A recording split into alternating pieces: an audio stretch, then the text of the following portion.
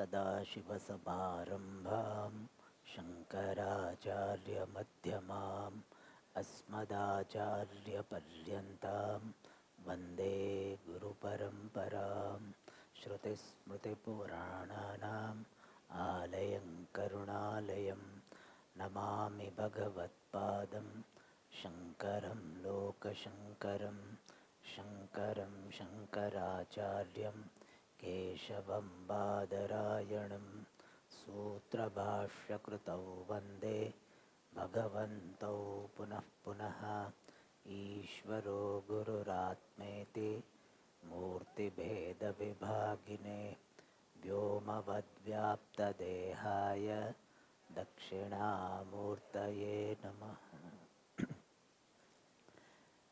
So I think some of you have studied this chanting. So we can chant together the first two shlokas. Tapoyag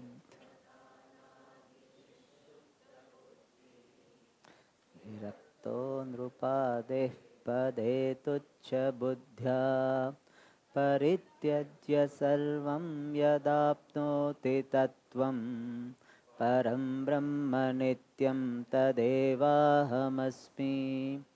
दयालुं गुरुं ब्रह्मनिष्ठं प्रशान्तं समाराध्य भक्त्या विचार्य स्वरूपं यदाप्नोति तत्त्वं निदिध्यास्य विद्वान् परं ब्रह्म नित्यं तदेवाहमस्मि.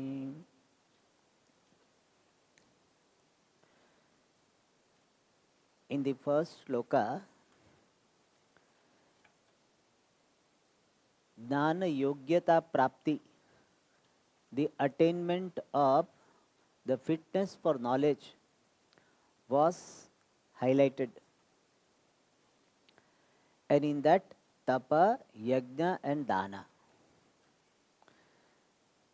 And regarding tapas, I wanted to talk about it yesterday. Generally, every Guru Purnima I talk about, but this Guru Purnima I forgot. And that is, one meaning of tapas is vratam. Some vow we take, especially on Guru Purnima day for 2 months or 4 months. Generally 4 months, but 4 months is too much than 2 months. Some vratam. Vratams are of two types. Vratam is vow. You promise to yourself. And two types of vratam, promise. One is Tyagatmaka, other is Grahanatmaka or Anushtanatmaka. Tyagatmaka means you drop something. For 2 months or 4 months, you drop something. Suppose you are very fond of sweet. So 2 months, I will not take sweet. You are very fond of some particular item, some pizza or something. That 2 months you drop. Or you are very fond of talking. Some people are very fond of talking, So they can take this 2 months. I will either complete Maunam, that is too much. So at least evening after 6 I will not speak. 6 to 6, morning 6 to evening 6 I will speak. After 6 I will not speak. That also is a good vratam. Because some pressure is there, so one needs to see the pressure of talking. So some, but of course you should be little bit strong enough. If you are very weak and to take Maunam, then this your top will blow up. So the heat will be generated, because this our Vak Devata is this Agni. So heat may be generated. Anyway, so, but some, this Tyagatmakam, where you drop something. Sweet you drop, talking, or nowadays, modern days, watching TV. So we can say 2 months I will not watch. Or after 6 o'clock I will not watch. Or after 8 o'clock I will not watch. That is Tyagatmakam. It's useful. So you give up something which is helping you in your sadhana. Don't say, Swami, 2 months I will not study Vedanta. So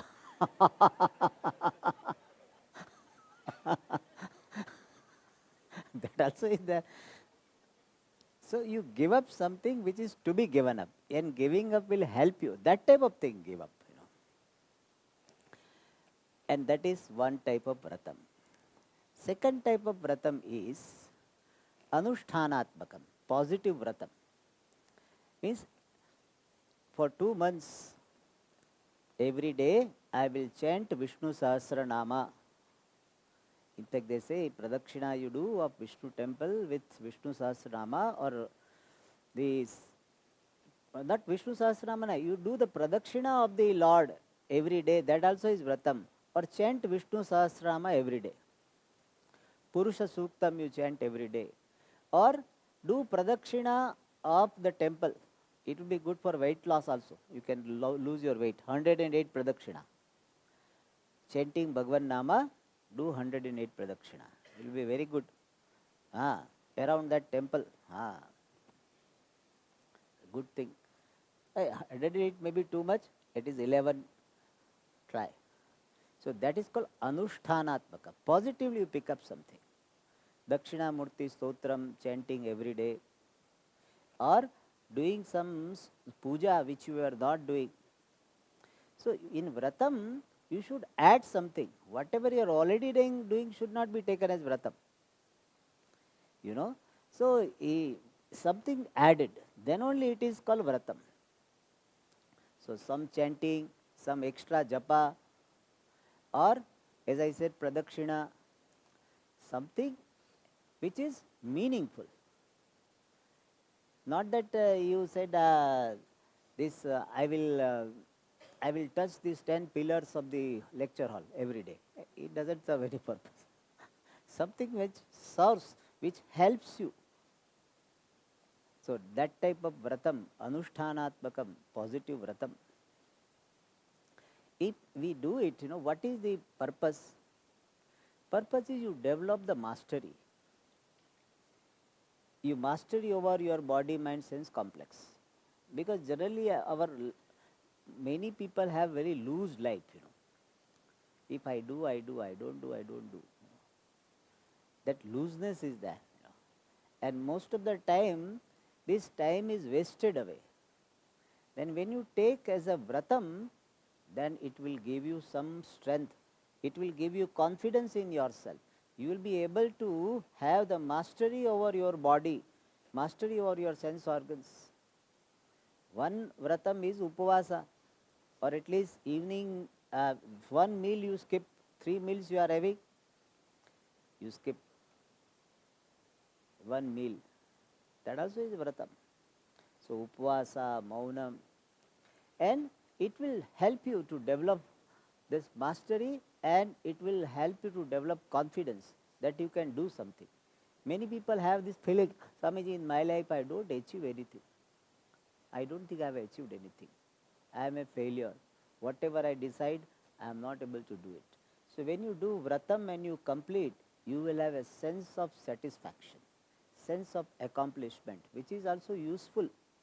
Even though finally we are going to dismiss the doership, but the people who have got this feeling that I am a failure, that person cannot give up doership.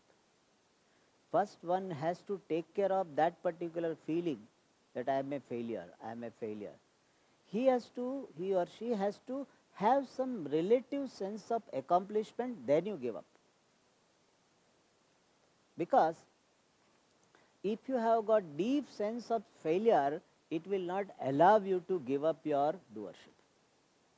It will be only a what is called, you are painting.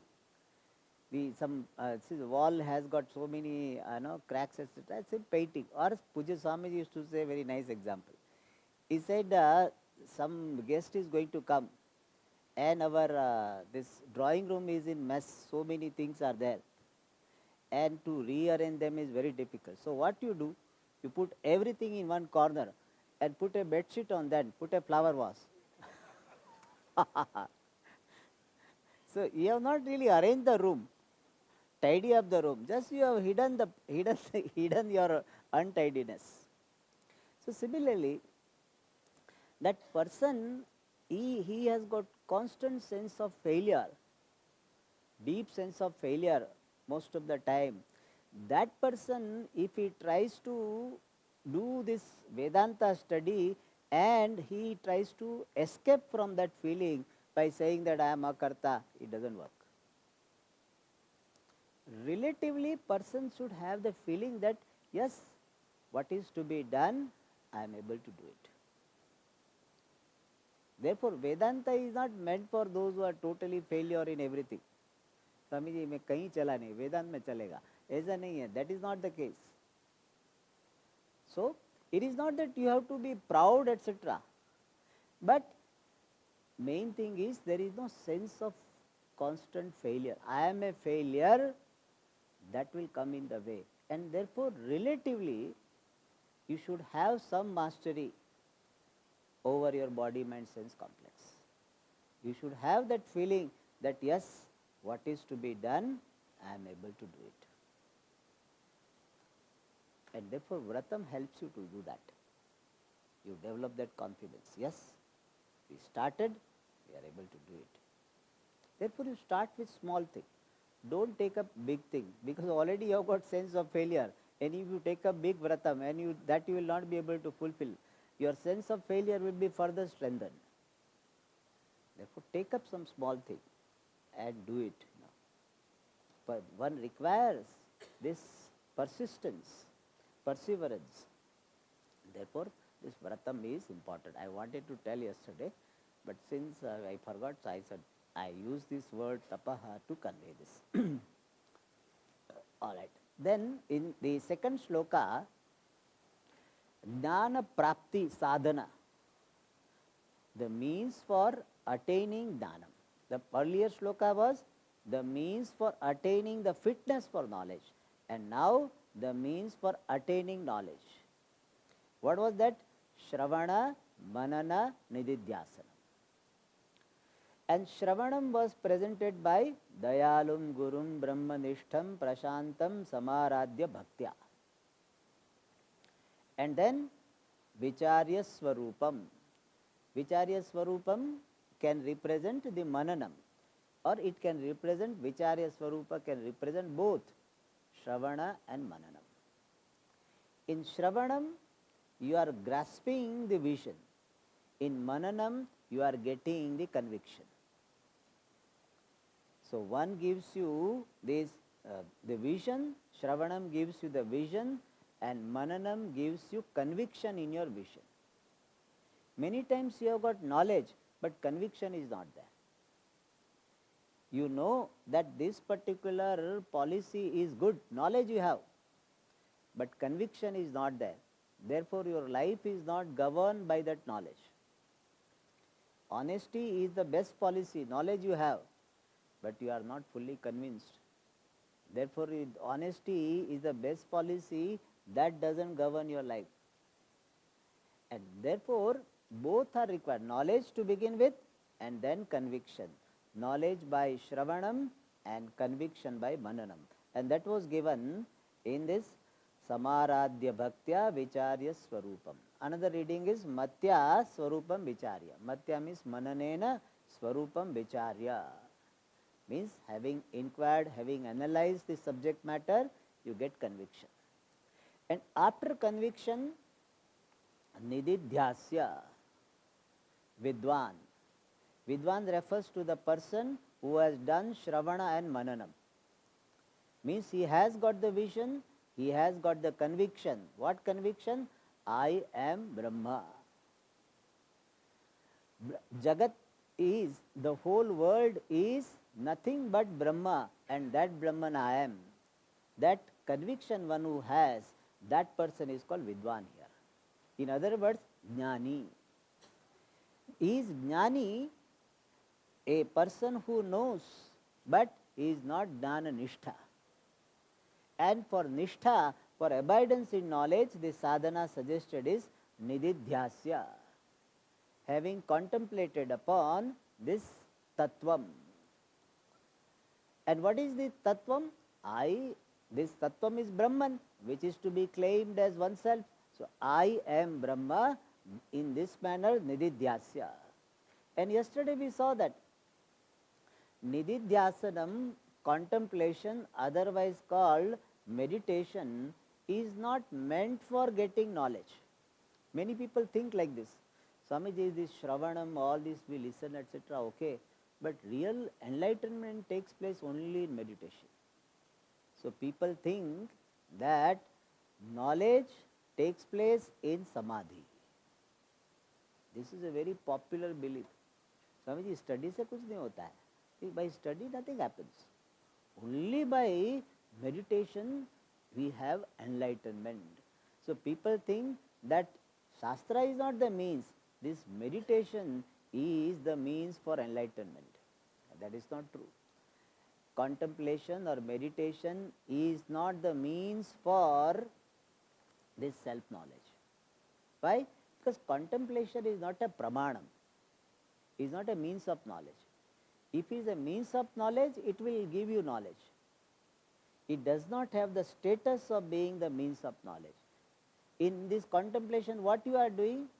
What you have received during Shravanam and what you have been convinced of during Mananam, that you are reliving.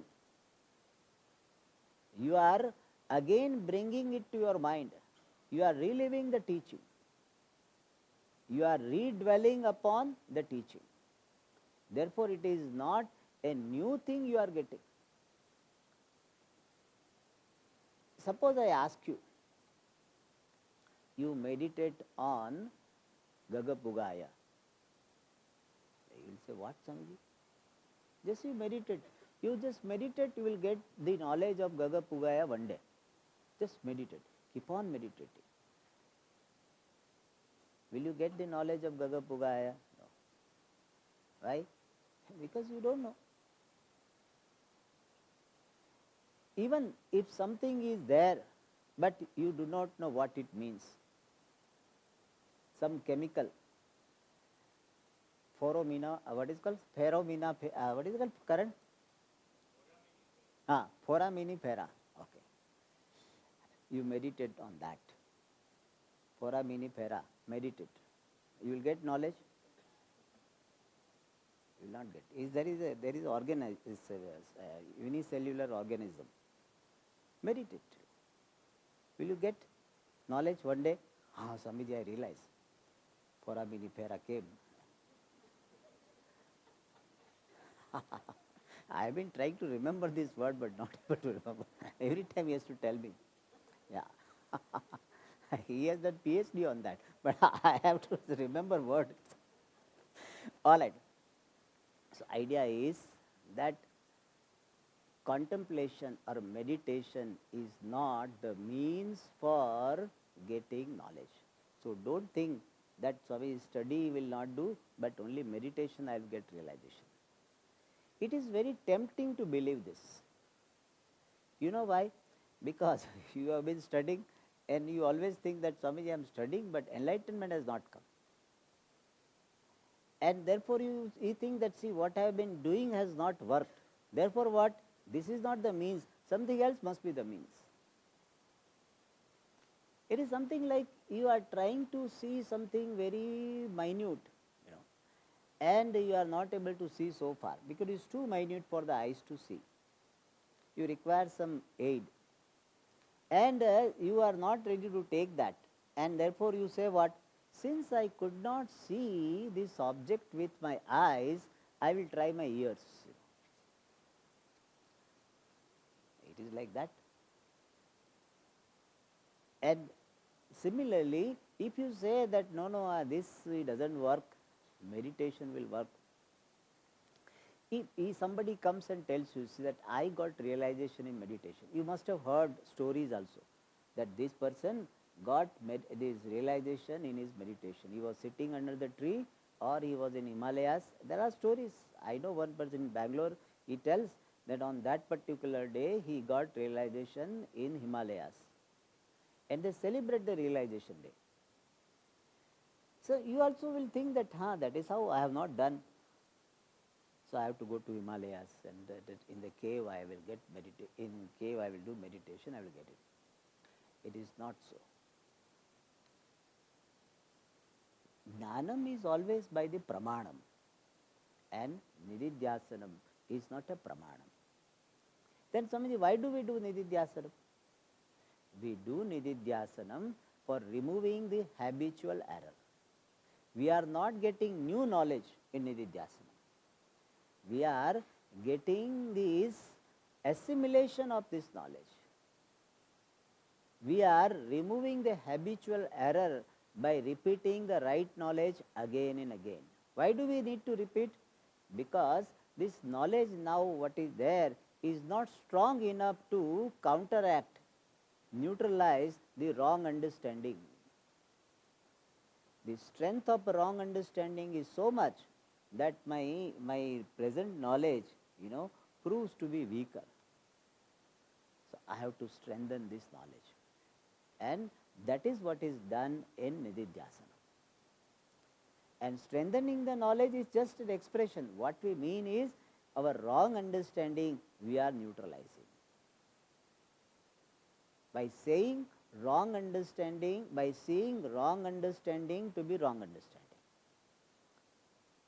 And that is what the purpose of nididhyasanam. Either you put it as assimilation of knowledge or removal of habitual error. That is the purpose of nididhyasanam and not new knowledge. Don't expect some new knowledge will come. Sometimes you may feel that some new knowledge came. Actually, you know what happens?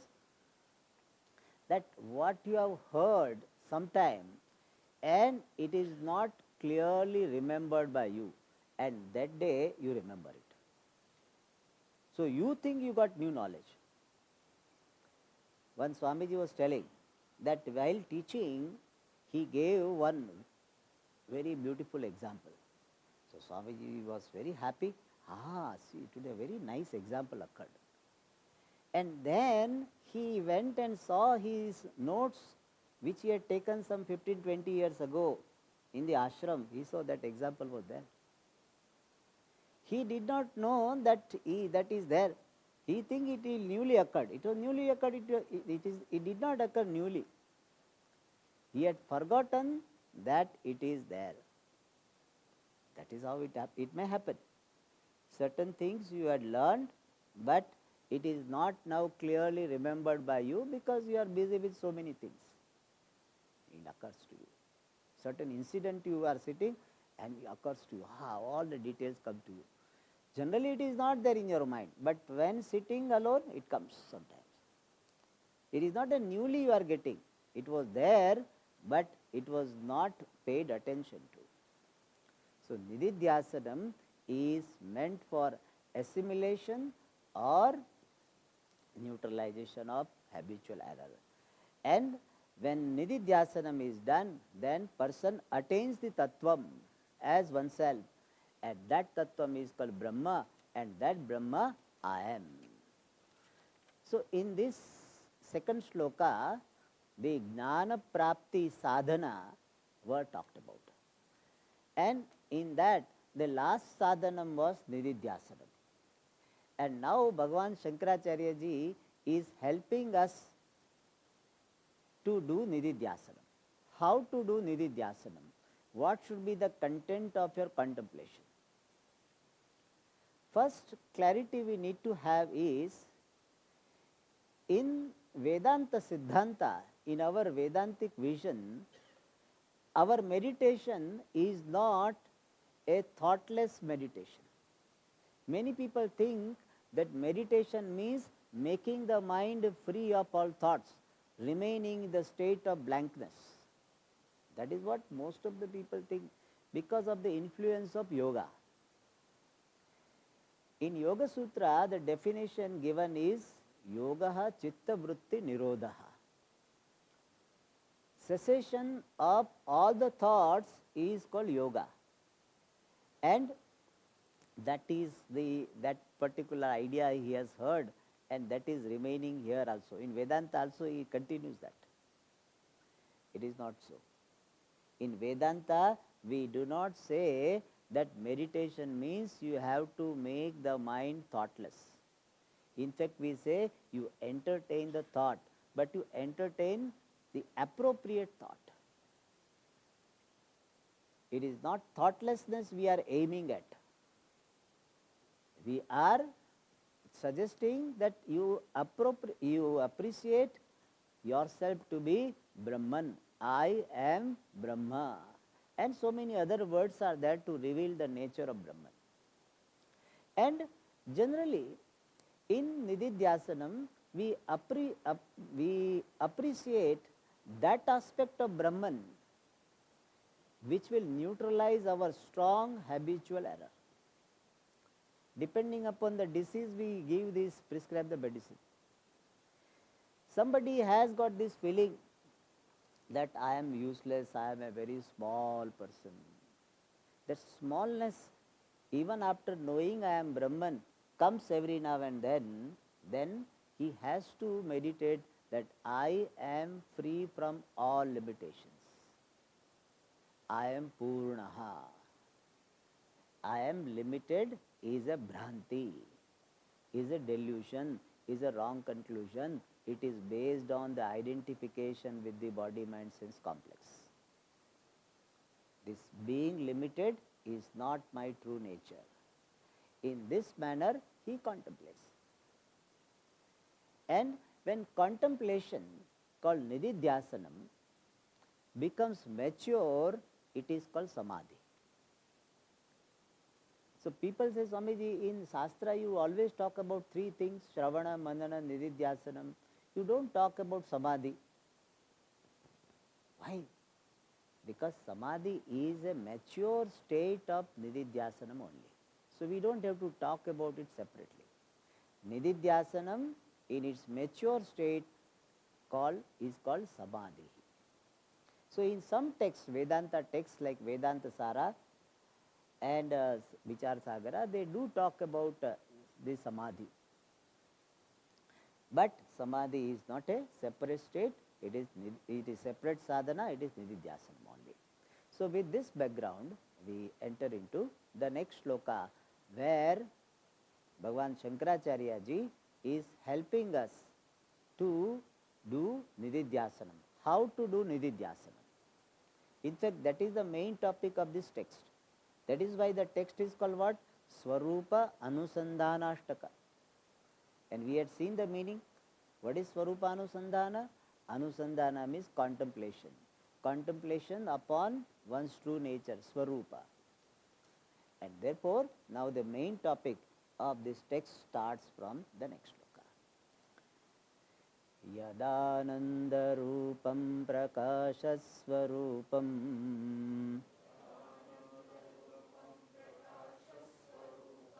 nirasta prapancham parichchedahinam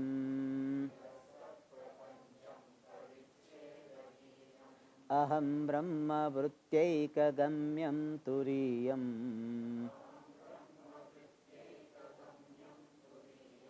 param brahma nityam tadevahamasmi.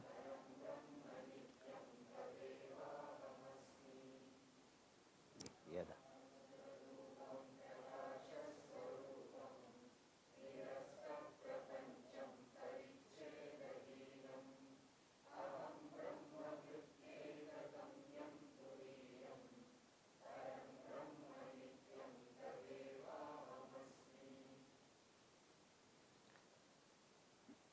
So main sentence here also is Tad Nityam Param Brahma Eva Ahamasmi.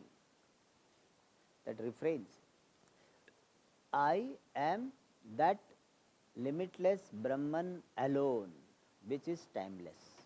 That is the main sentence.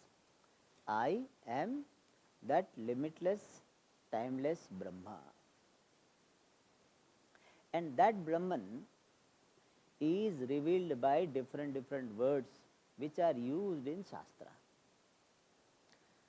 The first one we will take up is Prakasha Swarupam. Afterwards we will come to Ananda. Yat means which, that which is Prakasha Swarupam, of the nature of light.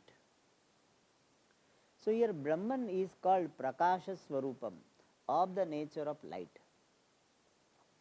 This has created some confusion. This word is highly used in Shastra. Avissannihitam guhacharam nama avihi. Avihi means light.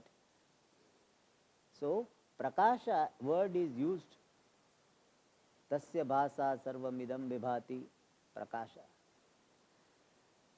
So people think that Atma is physically of the nature of light, and therefore many people say that in deep meditation I saw a bright light. And they will say what? First they will say it was like thousands of suns, rising, thousands of suns shining simultaneously. They will say one or two sentences like this. But afterwards is beyond words. When it is beyond words, what? You cannot say anything. You cannot ask further. Beyond words means what? It is beyond words. It's a safe, protection. You can get away with saying that beyond words. So people think that Brahman is light, and therefore they might have experienced. They may not be telling lies. They might have experienced light. You also can experience light. You just look at the light and concentrate and focus on that for long some time and close your eyes. You will see light. It's not a big thing. And also you do something here, eyes also, then also you can see light. Not a big thing. And our mind is capable of projecting so many things.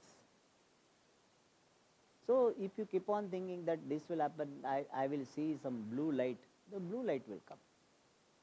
जैसे order देते ऐसा आता है. So as you order, it will come. Because our mind has this capacity to project. So it can project, and you will have satisfaction. What? I got realization. And in India, anything you claim, there are people to buy your ideas. You have customer for any product. India is that's why consumer market, no? India is a big consumer in the world. And here anything sells. Only thing you should have intelligence to sell, that's all. You can sell anything. You can sell cow dung, anything. See how we are selling now. Anything you can sell. So this idea you present, that I was meditating, and in meditation I saw blue light. So what is the nature of Atma? Blue light. There will be at least 50 people to accept. I am telling minimum number. If people will there and they buy your ideas. And one thing is what happens psychologically. When some people accept your idea, then you think it is right. You also start believing. You might have bluffed, or even you were not very confident that was it Atma or not. But people start believing you, then you think it must be right. That is how human mind works. Human mind needs some support. Therefore, that when we are doing something, then we see whether anybody else is doing. You get up very early, then should I go out or not? So you wait for someone to come out. Hey, if he goes out, I go out. That's how, that must be right. Oh, nobody is going. So you get a doubt that whether it is right or not. And so here some people accept your idea and you feel yes, and there will be one cult after you. Therefore, let us be very clear that Brahman or Atma is not of the nature of physical light. Light is electromagnetic wave. It is a physical entity. It's not considered matter. I was checking. It's not matter, but it is physical entity.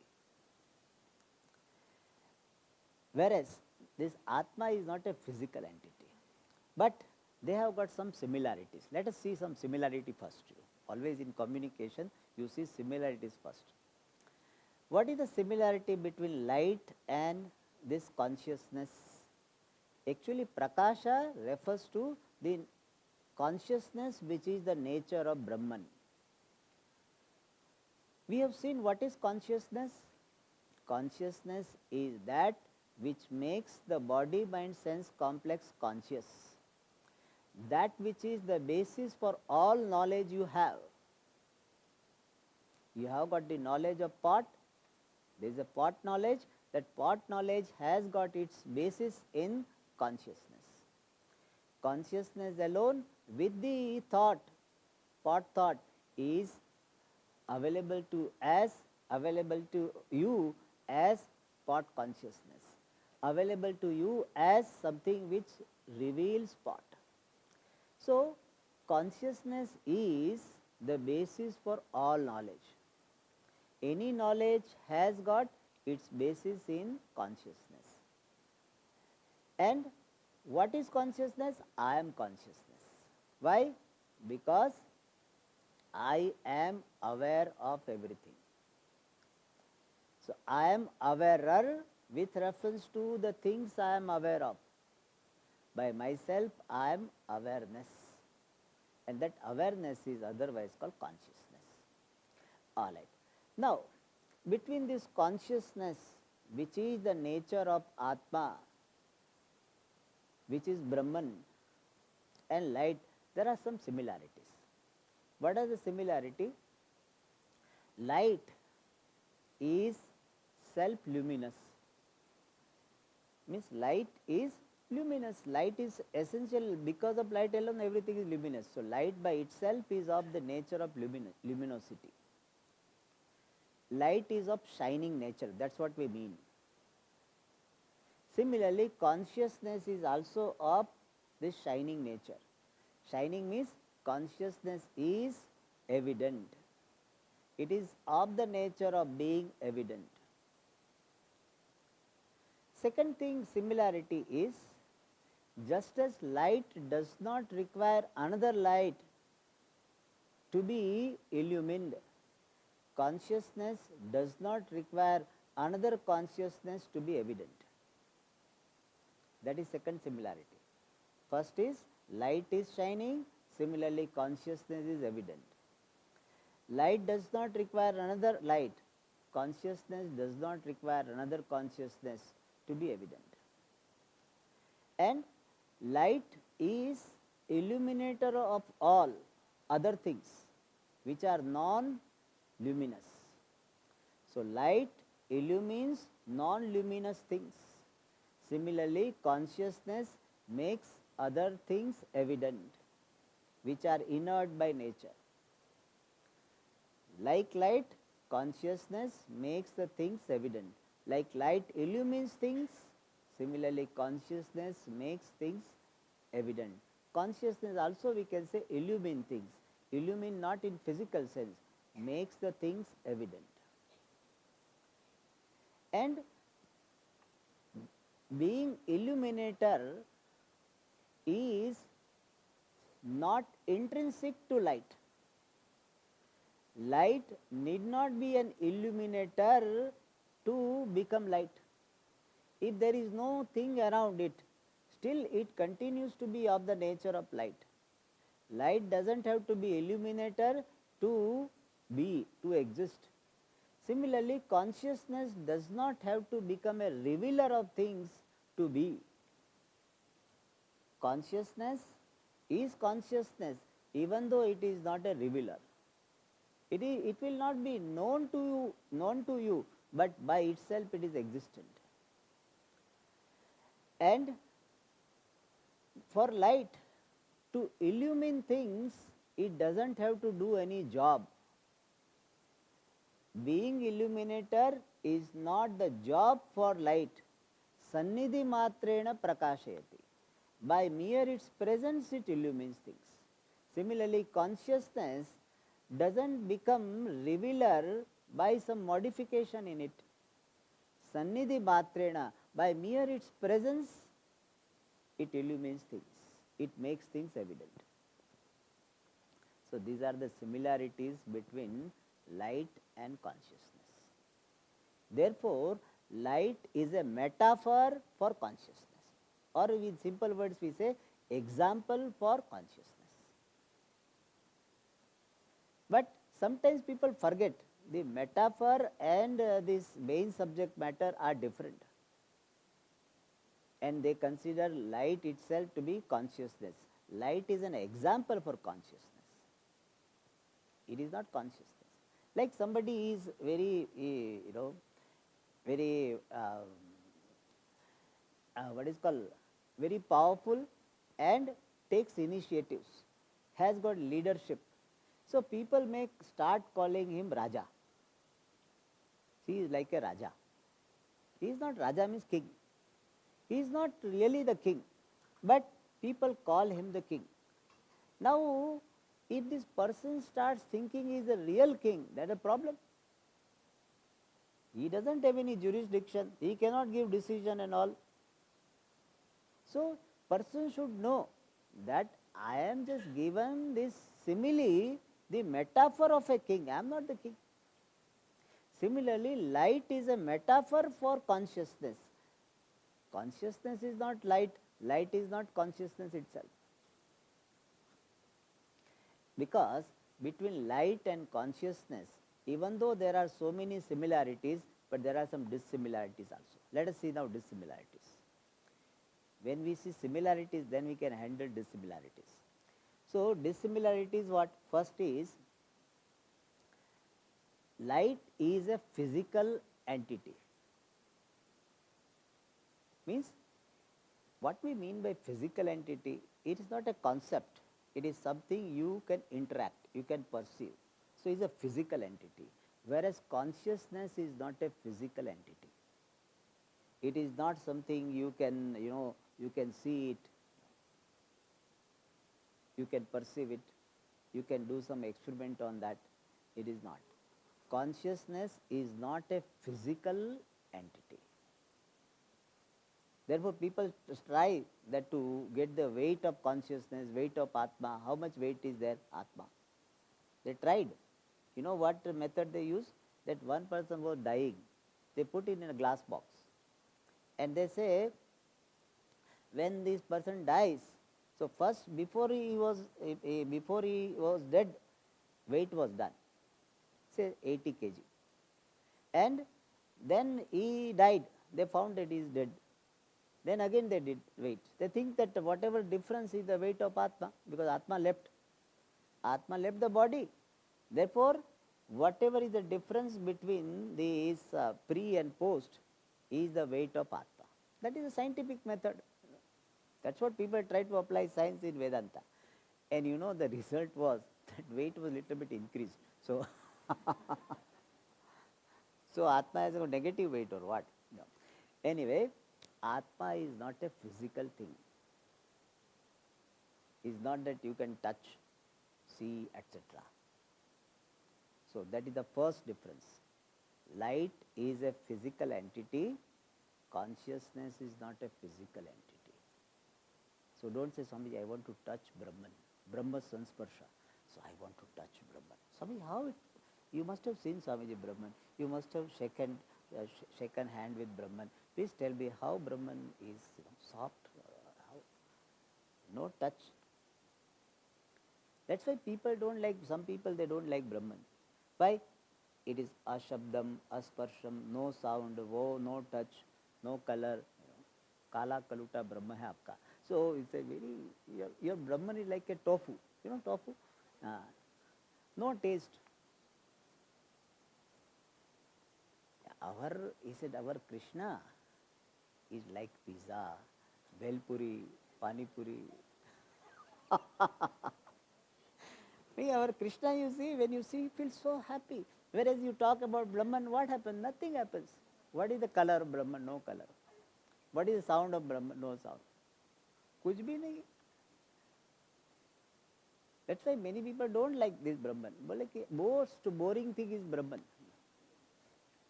If Brahman was a person with the description given, the most boring entity it would be. But it is not physical entity, fortunately.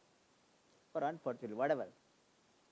So, first difference is, Brahman is not a physical entity, light is a physical entity.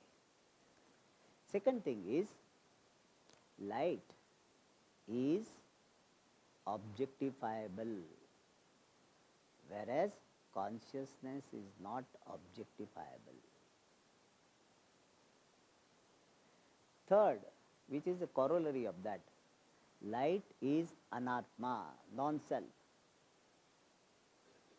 whereas consciousness is the self. Light is impermanent, consciousness is permanent.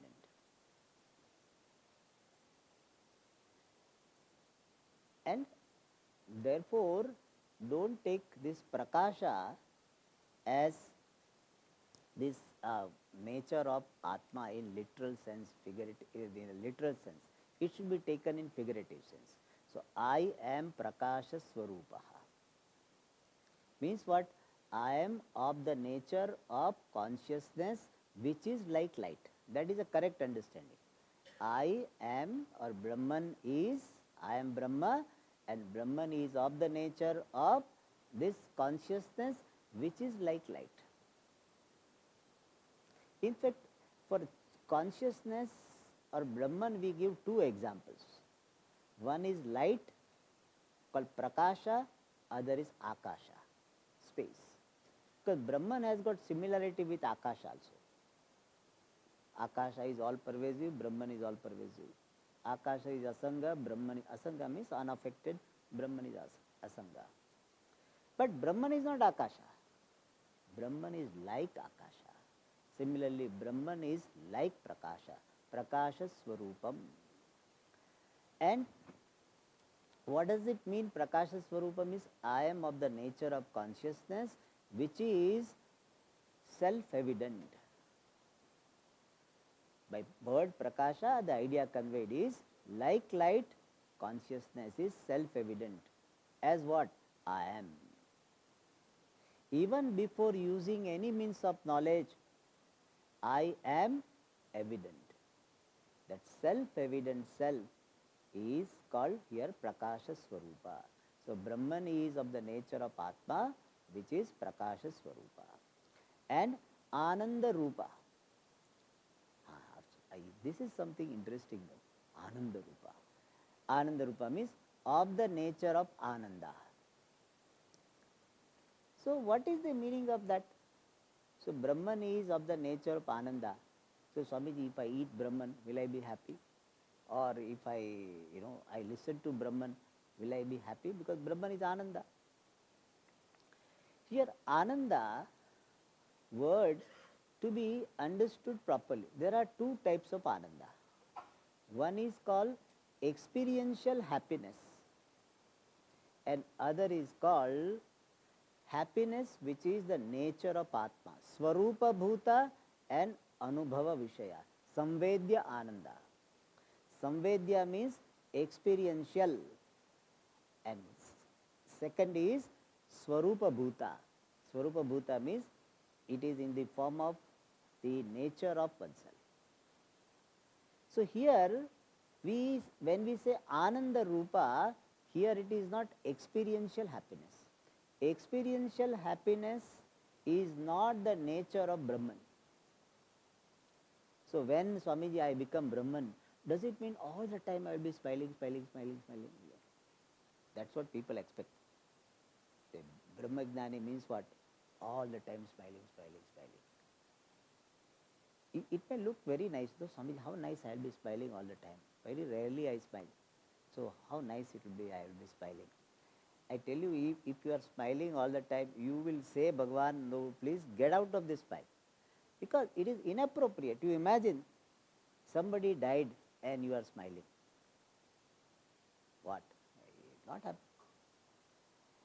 All the time smiling, your cheeks also will pain. So, don't give extra value to that. Smiling is an expression of inner fulfillment. It need not be expressed all the time. He will not be smiling all the time, but he will have the reason to smile all the time. The basis for smile never goes away. And the basis for smile is the sense of fulfillment. But here we are talking about the nature of Atma. Even the sense of fulfillment is not the nature of Atma. Then what is the nature of Atma, which is called Ananda? Ananda means Ananta. Ananta means limitlessness, fullness. As the basis for experiential happiness is called Ananda. Ananta, limitlessness, which is the basis for experiential happiness, is called Ananda. So, what is real Ananda? Svarupa Ananda, it is that because of which there is experiential happiness. That which never goes away, but that which gets expressed in the form of this experiential happiness. When yesterday you had some gulab jamun and this laddu, etc., some of you like sweet. So when you had experiential happiness. What happened at that time? Experiential happiness. At that time, your mind assumed a particular form, which is sattvika vritti, we call it. It assumed the sattvika vritti, a particular state in which your limitless nature was manifest. Your limitless nature got manifest in this particular vritti, and that is called experiential happiness. So, experiential happiness is the manifestation of limitlessness through a particular state of the mind. So, what is experiential happiness? It is a manifestation of your limitlessness, your nature which is limitlessness through a particular state of the mind. And those vrittis are given the name Priya, Moda, Pramoda. Priya, generally they give this division. Not every time it is followed like this, but just to give the idea. When you see the object which you generally like, then also you have happiness. How nice this mango is. Seeing the mango, you are happy. Wow, what a nice, you see in this shelf it is there. Seeing it, it gives you some happiness. That is called Priya.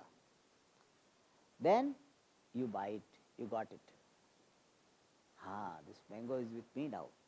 I got it. Then you got this vritti called Moda. So, Priya, we can say some pleasure, and Moda, joy. And then we have to give one more grade when you experience that mango. And then what happens? It will lead to the experience called Pramoda. Whatever you call it, ecstasy, whatever, is called Priya, Moda, Pramoda. So, experiential happiness has its basis in the nature of Atma, which is fullness. That fullness is called here Ananda. So, I, Brahman, am Ananda Swarupa, means I am of the nature of fullness. That fullness which is the basis for all experiential happiness. So, it is a nice way of saying, when somebody is enjoying, you say, he is enjoying me. I am manifesting through his joy. So, you don't have jealousy. If somebody is enjoying, generally we have jealousy, oh, that fellow is enjoying, what is my condition? That is not there.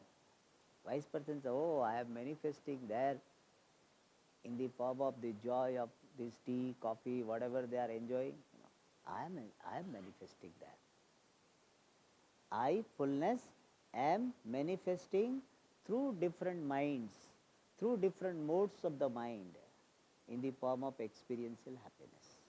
So, you can imagine what a great appreciation this wise person will have, that I am available through all of them.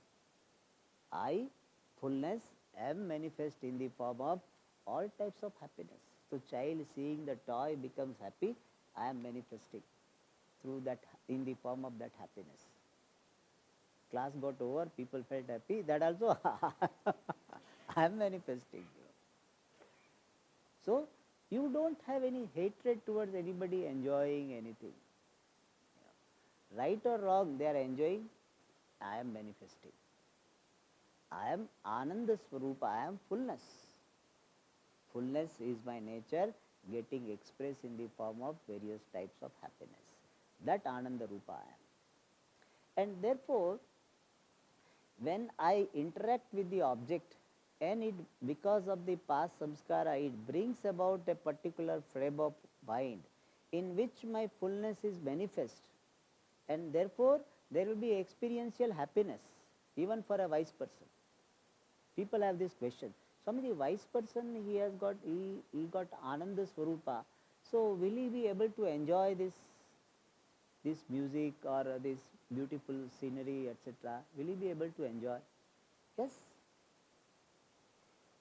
But the difference between the wise person and other wise person is that other wise person is associated with experiential happiness alone, reflected happiness alone. Experiential happiness is what? Reflection of Ananda Swarupa.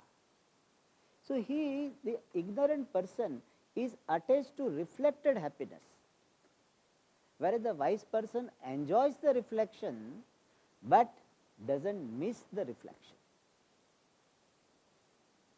It is something like, if mirror is kept in front of me, I will see this reflection.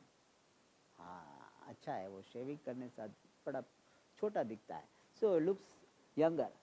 हाँ अच्छा है. But somebody takes away the mirror. Oh, I am missing my reflection. Do you say that I am missing my reflection? You don't. Original is here. No.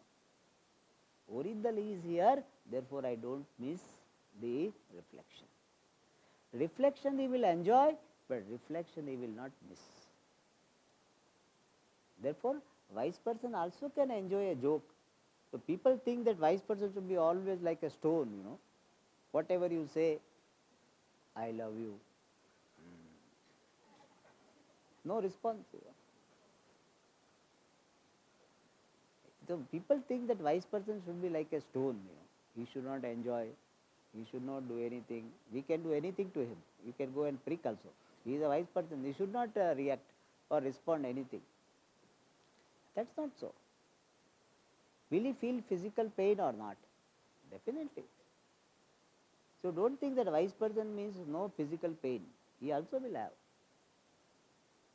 But based on the pain, he doesn't make a judgment, I am dukhi. Dukkham is there, but I am not dukhi. I am the sakshi of the mind which is having experience of pain. That awareness is there. That makes him free. So don't think Vedanta means all your physical ailments will go away. If they were going away, we'll have a very big crowd. This hall will not be enough. Imagine, you study 1 week Vedanta and all your physical, all your diabetes and all hypertension, all will go away. Yeah, to some extent there will be change. Whatever stress caused disease, there will be some change. But not totally gone. Whatever damage done, it will be done. So Ananda Swarupa means fullness. I, Brahman, am of the nature of fullness, which is becoming the basis for every experiential happiness. Nirasta prapancham, another word which we'll see in the next class. Om Purnamada Purnamidam Purnat Purnamudachyate Purnasya Purnamadaya Purnamevavashishyate. Om Shanti Shanti Shanti. Harihi Om Shri Gurubhyo Namaha. Harihi